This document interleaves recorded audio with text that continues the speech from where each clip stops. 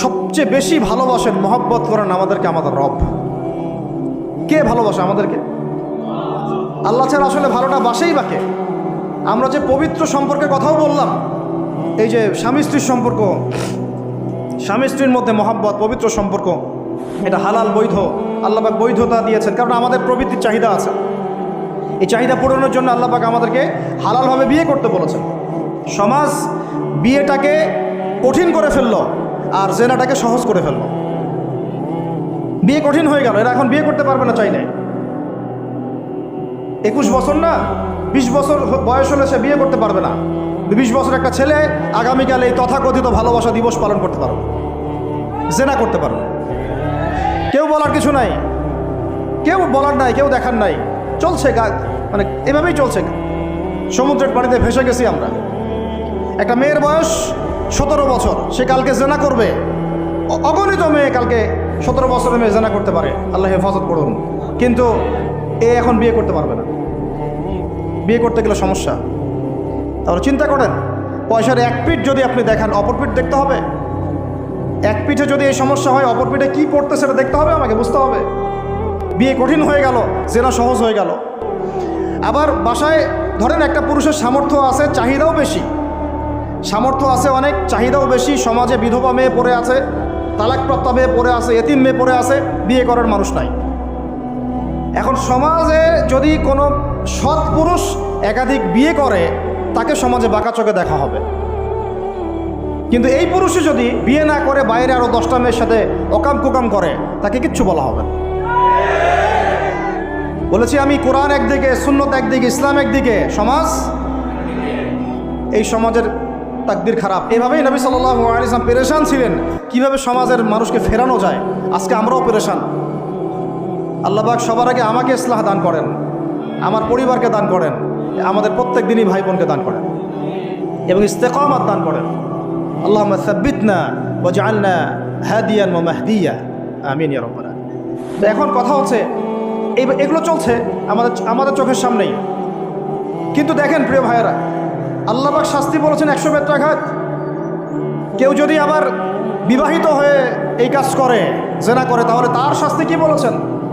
বলা হয়েছে কোমর পর্যন্ত মাটিতে পুঁতে ফেলে তাকে পাথর নিক্ষেপ করে হত্যা করতে হবে। এটা কোরআন এবং হাদিসের শাস্তি। আর আমরা কি করছি দেখেন। আমি 2টা হাদিস বলি আপনাদেরকে, শোনেন, ইয়াংরা শোনেন। এই 2টা হাদিস আজকে ভুলবেন না। আলোচনা অনেক লম্বা হচ্ছে তো অনেক কিছু ভুলে যেতে পারে, এই 2টা হাদিস ভুলেন না। একটা হচ্ছে 3 জন ব্যক্তি একবার একটা গুহায় আটকা পড়ছে। 3 জন বন্ধু বা ভাই তার একটা গুহার মধ্যে আটকা পড়ে গেছে। ঝড় হচ্ছে, গুহার মুখটা বন্ধ হয়ে গেছে পাথর দিয়ে, বের হওয়ার কোনো জায়গা নাই। এখানে নিশ্চিত মৃত্যু, কোনো সুযোগই নাই বাঁচার। তারা অনেক চেষ্টা করে বের হতে পারলো না। শেষমেশ তারা বলছে যে আমাদের যদি কোনো নেক আমল থাকে, সে নেক আমলের ওসিলা করে আল্লাহর কাছে দোয়া করি, আল্লাহ চাইলে আজকে আমাদেরকে বাঁচাতে পারে। একজন বলছে, আল্লাহ, আমার মা ছিল, পিতামাতা ছিল, তো মাকে আমি দুধ পান না করি আমার সন্তানদেরকে কখনো খাওয়াতাম না। একদিন গিয়ে দেখি যে মা ঘুমিয়ে গেছে, আমার বাচ্চারা কান্নাকাটি করছে, তবু আমি আমার বাচ্চাকে কান্না অবস্থায় রেখেছি, মাকে খাওয়াই নাই, ওদেরকে খাওয়াই নাই। আগে মাকে খাওয়াইছে, তারপর ওদেরকে খাওয়াইছে। আজকে ঘরে ঘরে মাদের সাথে কি আচরণ দেখেন, কি একটা অবস্থা দেখেন সমাজে, কি প্রজন্ম তৈরি করেছেন। মারা এখন বৃদ্ধাশ্রমে চলে যাচ্ছে, শিক্ষিত মা, তাই না? মায়ের পায়ের নিচে আপনার জান্নাত। আর এটাও একটা ব্যাপার যে মায়েরা আবার হাজরা আলাইহিস সালামের মতো হবেন না, যে মায়েরা সারা আলাইহিস সালামের মতো হবেন না, আয়েশা খাদিজা রাদিয়াল্লাহু আনহুমা তাদের মতো হবেন না, তো আপনাদের গর্ভ থেকে তো এর চেয়ে ভালো সন্তান আশা করা যায় না। সমস্যা সব দিকেই আছে না? তো এই দোয়া করার সাথে সাথে একটু সরে গেল, আল্লাহর পক্ষ থেকে এই পাথরটা একটু সরে গেল, সুবহানাল্লাহ। কিন্তু বের হওয়ার জন্য এনাফ না।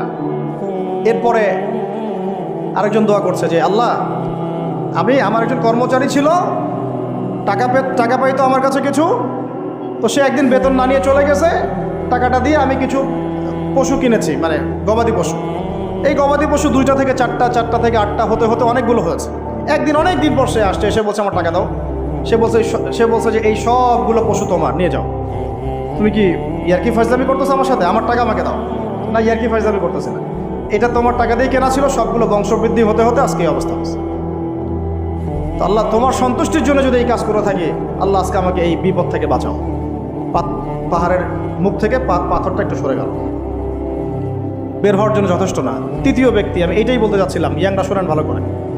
তৃতীয় ব্যক্তি সেজদায় পড়ে আল্লাহকে বলছে, হাত তুলে আল্লাহকে বলছে, আল্লাহ আমার একজন খুব সুন্দরী চাচাতো বোন ছিল, কাজিন, আমি তাকে পাইতে চাইতাম। বুঝেন না, পাইতে চাইতাম মানে কি? তাকে পেতে চাইতাম, অফার করতাম, সে রাজি হয় না হয় না হয় না। একদিন সে বলল যে 100 স্বর্ণমুদ্রা দিতে পারলে আমি রাজি, 100 স্বর্ণমুদ্রা দিতে পারলে আমি রাজি। এখন তো এদেরকে স্বর্ণমুদ্রাও দেওয়া লাগে না, এমনিই রাজি নাকি? জেনা করার জন্য কি এমনিই রাজি, খালি একটু। আসলে সত্যি কথা বলতে কি, একটা মেয়ে যদি চায় যে আমি আমার ইজ্জত ধরে রাখবো, কোনো ছেলের ক্ষমতা নাই সেই ইজ্জত নষ্ট করে। এটাই সত্য কথা। আমার স্ত্রী এই কথাটা খুব জোরালোভাবে আমাকে বলে, আমি যখন রাস্তায় হাঁটবো, আমি যদি চাই তাহলে কোনো ছেলে আমার কাছে ঘেঁষতে পারবে না, আমি সুযোগ দিলে তখন ঘেঁষতে পারবে। একটা মেয়ে যদি চায় যে একটা ছেলে আমার সাথে ইটিস পিটিস করুক, সে ছেলে করবেই করবে। একটা মেয়ে যদি চায় যে একটা ছেলে আমার পর্যন্ত আসতে পারবে না, আমি আমার ব্যক্তিত্ব গায়রত বজায় রাখবো, আমি ডিস্টেন্স মেনটেন করবো, আমি কোনো সুযোগ দিব না, ছেলে সুযোগ পাবে না কখনো। এত সহজ না। সর্বোচ্চ তখন কি করতে পারে, ধরে 10 জন মিলে ধরে ওকে জোর করে তার সাথে কিছু করতে পারে। ওরকম কিছু করলে তো আল্লাহর গজব নেমে আসবে। ওই যে সারা আলাইহিস সালামকে তুলে নিয়ে গিয়েছিলেন একটা বাদশা, মনে নেই আপনাদের? সারা আলাইহিস সালামকে একটা বাদশা এরকম উঠাই নিয়ে আসছে। আর সারা আলাইহিস সালাম সবচেয়ে সুন্দরী মেয়েদের একজন ছিলেন পৃথিবীর ইতিহাসে, ইব্রাহিম আলাইহিস সালামের স্ত্রী। তখন তিনি হাত বাড়াচ্ছে তার দিকে ধরার জন্যে, আর সারা আলাইহিস সালাম তখন বলছে, দাঁড়ান, আমাকে 2 রাকাত নামাজ পড়তে দেন। 2 রাকাত নামাজ পড়ে তিনি আল্লাহর কাছে হাত তুলে বলেন, আল্লাহ তুমি জানো আমি আমার সতীত্ব, আমার ইজ্জত, আমার সম্মান আমার স্বামী ছাড়া আর কারোর সামনে কখনো প্রদর্শন করি নাই। আজকে এই জালেমের হাত থেকে আল্লাহ তুমি আমাকে বাঁচাও। ওইদিকে ইব্রাহিম আলাইহিস সালামও নামাজে দাঁড়িয়ে গেছে। ওই জালেম বাদশা যখনই হাত বাড়ায়, হাত অবশ হয়ে যায়, মাথা ঘুরে পড়ে যায়। 3বার 4বার চেষ্টা করেছে, তারপর পারে নাই। শেষে বলেছে, তোমরা আমার কাছে কাকে নিয়ে আসছো, নিয়ে যাও আমার সামনে থেকে। পরে উল্টা হাজারা আলাইহিস সালামকে হাদিয়া সহ দিয়ে পাঠিয়ে দিয়েছে। একটা মেয়ে চাইলে তার ইজ্জত সম্মান এভাবে রক্ষা করতে পারে। তোমরা জেনায় ছেলেরা লিপ্ত করেছে কারণ তোমরা চেয়েছো বলেই করতে পারছো। তুমি ফিতনা না ছড়াতা, তুমি বেহায়ের মতো বাইরে বের না হতা, তুমি তোমার চুল খোলা না রাখতা, তুমি তোমার পোশাক ঠিক রাখতা, তোমার কথা ঠিক রাখতা, তোমার কথার মধ্যে শক্তি রাখতা, মিষ্টি মিষ্টি প্রলোভন দিতা না, বাইকের পিছনে বসতা না, চটপটি ফুচকা খাইতা না, এখানে ওখানে আড্ডা মারতা না, কোনো ছেলে তোমার কাছে আসতে পারতো না। তোমরা এই কাজ করেছো, ছেলে আসতে পেরেছে। আপনারা তো কিছু হইলে ছেলেদেরকেই দোষ দেন। ছেলেরা তো এমনি আকর্ষিত হবেই। আমি একজন ছেলে হিসেবে বলতেছি এটা না তো বিষয়টা। একটা ছেলের ফিতরত এটা, যে তার কাছে সবচেয়ে সুন্দর মনে হবে একটা মেয়েকে। এটা একটা ছেলের ফিতরত, স্বভাব ধর্ম, এটা চুম্বকের মতো আকর্ষণ করবে। আর এর উপর যখন আপনি এটাকে ফ্রি অ্যাক্সেস করে দিবেন, লাইসেন্স করে দিবেন, বেপর্দায় বের হবে, গায়ের জামা কাপড়ও ঠিক নাই, হ্যাঁ, তারপর কথাবার্তা মিষ্টি মিষ্টি প্রলোভিত টানতেছে, সিডিউস করতেছে, তখন তো একটা ছেলে মিসগাইডেড হইতেই পারে, স্বাভাবিক। ছেলেরও দোষ আছে, কিন্তু অবশ্যই এখানে মেয়েরও দোষ আছে। আমরা তো অনেক সময় ঢাকা শহরে দেখি রাত 10টা 12টা বাজতেছে, আমরা মাহফিল করে যাচ্ছি, কোনোদিন বাসায় ফিরতে 1টা 2টা 3টাও বাজে, রাত 3টার সময় ছেলে মেয়ে বাইকে করে ঘুরতেছে ঢাকা শহরে। ওই মেয়েটার কি বাসায় বাবা নাই, ভাই নাই, কোনো স্বামী বা কেউ নাই, মাহরাম কেউ নাই? তো আমরা সুযোগ দিচ্ছি বলেই তো আমাদের ঘর পর্যন্ত ঢুকতে পারছি। সবার আগে মেয়েদেরকে শক্ত হইতে হবে। আর মেয়ের বাবা যারা, আমি তো নিজেও মেয়ের বাবা, আমরা বাচ্চাদের সাথে সময় কাটাই আর ভাবি যা কী যে হবে ভবিষ্যতে আল্লাহ ভালো জানেন।